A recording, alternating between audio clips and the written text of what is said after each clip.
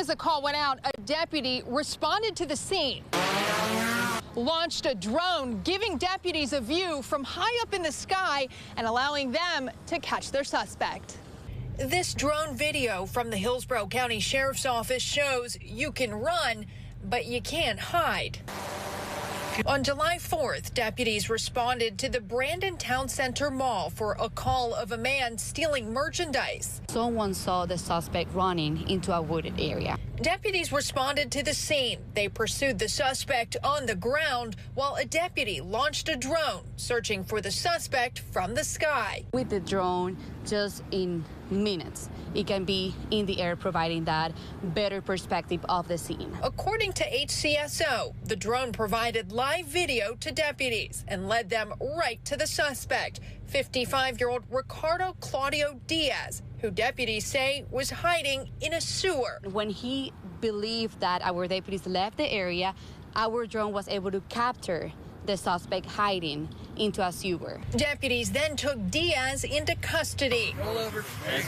HCSO says the agency has 11 drones around the county, operated by deputies ready to respond in a moment's notice. We understand the importance of our job and the importance of protecting our community, and that's why we have every resource and every tool possible in order for us to do our job.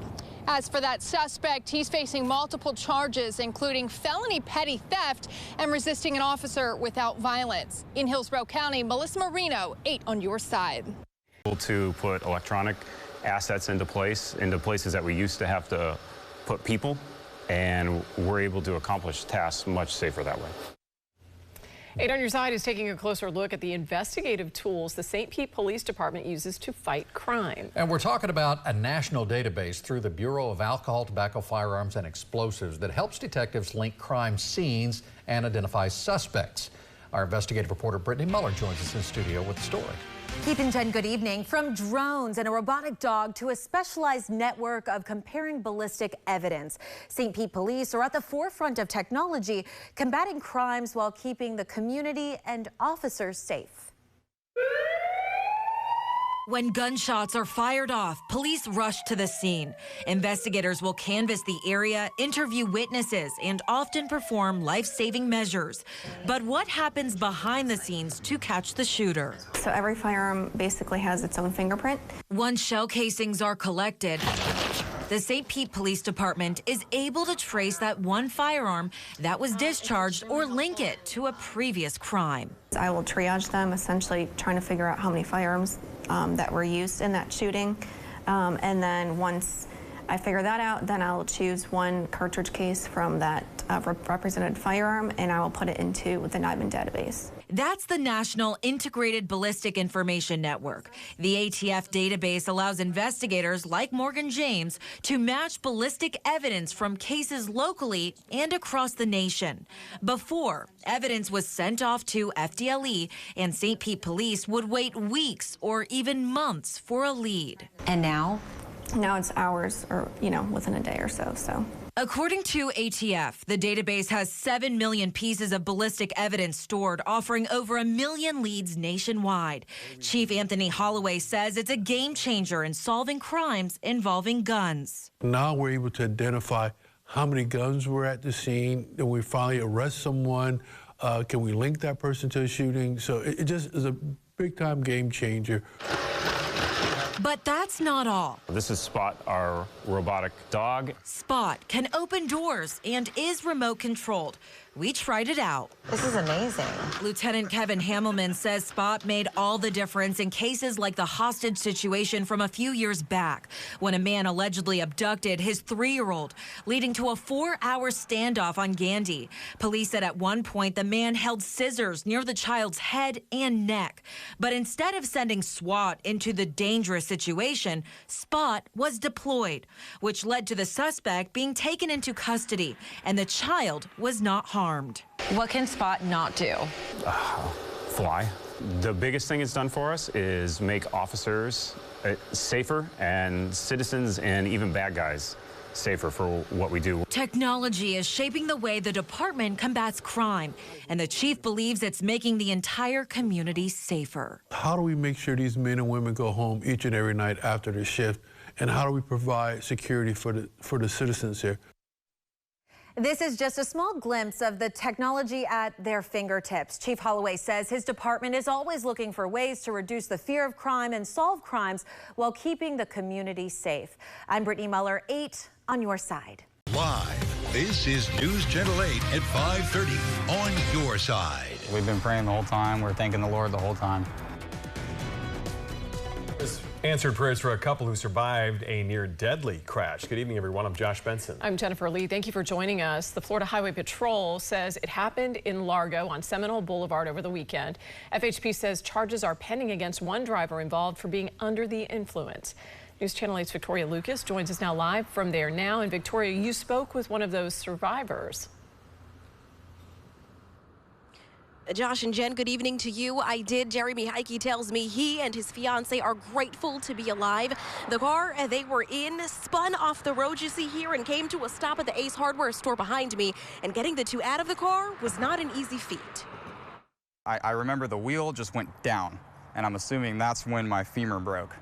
The wheel went down, and then in the same split second, I think my head hit the windshield, and that's where this happened.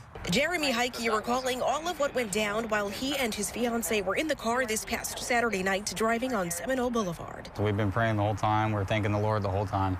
The two were in a Kia Soul heading south when they saw a Toyota RAV4 stopped at the median and waiting to make a left turn on 124th Avenue. I kept going, and it literally, as soon as we almost came nose to nose, he turns right into me while I was doing 45, and we hit head on at 45. The state troopers say an 80-year-old man was driving the Toyota RAV4, was believed to be under the influence pending blood tests. Heike's sister, Leah Kelly, is questioning why. There's Ubers, there's Lyfts. Bars even have options for you to call and have another way to get home. Troopers say the car Heike and his fiance were in went off the road and spun. It landed in the parking lot of Ace Hardware store. Both were sent to the hospital and had surgery the next day. Heike now has stitches all over his forehead, a broken femur, and a rod in his leg. His fiance has bruises all over her body. Anybody watching out there, do not drink and drive, because innocent people get hurt or killed. And Heike says he and his fiance are grateful to both the people on scene and the first responders who helped and treated them. And now troopers say the 80-year-old man was also injured. He was transported to the hospital, so he could not be given a breath test, but he did consent to a blood draw. Those results and his charges are pending. Live in Largo, Victoria Lucas, 8 on your side. Well, a woman is facing charges after she was rescued from the water off of the Courtney Campbell Causeway last night. Multiple law enforcement agencies were there as she was pulled from the water and taken to a hospital. Not many details have been released about this so far, but Tampa police tell us that woman is being charged with battery on a law enforcement officer. Quick work here. It shows the moment Sarasota police officers saved a woman from a burning car. You can see them running over to the car now. Officers responded to the crash at US 41 and US 301 last month. When they arrived, as you can see, they found a woman unconscious inside the car. She was still buckled, and the officers cut it open and pulled her out. As the car was becoming engulfed in flames. That crash is still under investigation, but the mindfulness there to have the knife ready, cut the buckle, get her out just in time. It's incredible. Yeah, unbelievable video. Thank goodness. Now to an update to an 8 on your side investigation. Big Storm Brewery in Clearwater is rebranding. According to the brewery's website, the company is now focused on hope and healing. This comes after Big Storm founder Leo Gavoni was indicted for embezzling $100 million from people with special needs. Gavoni is accused of distributing that money to other businesses under his control, one of them being Big Storm, which received millions. 8 on your side investigative reporter Brittany Muller joins us live. And Brittany, 3 weeks ago, I understand, the brewery filed for bankruptcy. It did, Stacey and Keith. Now those restructuring the brewery say Big Storm is brewing change and hope is on tap.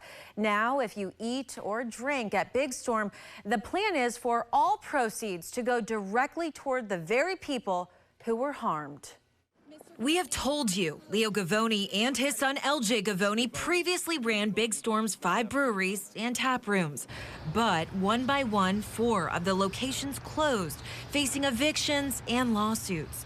The sole survivor is the Clearwater flagship location, now operating under new management. In March, a federal judge seized control of the brewery after Gavoni Sr. was found liable for stealing $100 million from disabled people who entrusted their money at his nonprofit, the Center for Special Needs Trust Administration. An indictment reveals Gavoni then distributed that money to other companies under his control, including millions to Big Storm. Under the direction of a chief restructuring officer, the brewery now stands for accountability, healing, and purpose as a way to move forward. According to Big Storm's website, what was once a symbol of wrongdoing is being reshaped into a source of restoration. Every pint poured, every meal shared will help fund critical services and opportunities for individuals with special needs. And Brittany, just yesterday you told us that U.S. Attorney General Pam Bondi had fired the federal prosecutor here in Tampa who had been leading the prosecution in the Gavoni case. Stacey, that's right. In response to my story just yesterday, Congresswoman Kathy Castor is calling on the Department of Justice to reinstate Assistant U.S. Attorney Michael Gordon.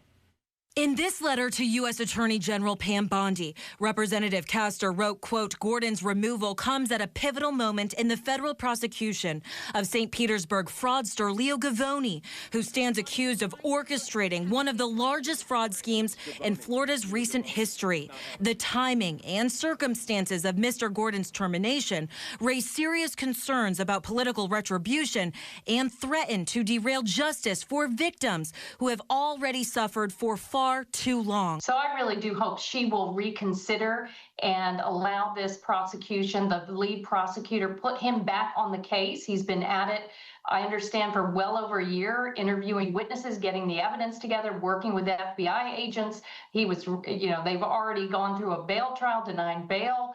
This is the critical time where Gavoni has got to be held accountable. In Castor's letter, she also talked about the family we reported on just yesterday, where a woman says her dad's money, held by Gavoni's company, was gone when he needed chemotherapy. She blames Gavoni for her father's death. I blame Mr. Gavoni. I blame Mr. Gavoni for my father's death. If he had not taken my father's money, my father may still be alive. He may not still be alive. I don't know, but that's a question that will never be answered. Castor's letter also raises concerns about Gordon's dismissal as potential political retaliation for previously prosecuting January 6th Capitol riot cases. Meanwhile, the U.S. Attorney for the Middle District of Florida has released this statement saying, in part, the case against Leo Gavoni and his accountant, John Witek, will proceed as scheduled, but they did not comment on Michael Gordon's termination. All right. Thank you, Brittany. And if you have something you'd like Brittany to investigate, you can call the 8 on Your Side helpline, 1-800-338-0808.